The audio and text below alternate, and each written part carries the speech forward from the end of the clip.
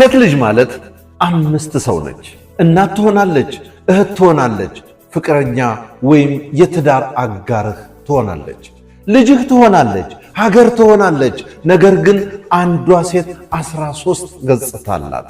ስትመክር አባት ትመስላለች፣ ስታለቅስ እናት ትመስላለች፣ ስትደነግጥ እህት ትመስላለች፣ ስትረዳህ ወንድም ትመስላለች፣ ቤት ስታሳምር ብርሃን ትመስላለች፣ ቤት ስትቆም ምሰሶ ትመስላለች፣ ከውጭ ቆማ ስትናገር ጎረቤት ትመስላለች፣ ስትላክ ልጅ ትመስላለች፣ አብረሃት ስትተኛ ባለቤትህ ትመስላለች፣ ስታስደስትህ ፍቅረኛ ትመስላለች፣ ስትደባብስህ ዶክተር ትመስላለች፣ ፊቷን ስትመለከት መስታወት ትመስላለች፣ ልጅ ስትወልድ ወገንህና ደምህ ትሆናለች።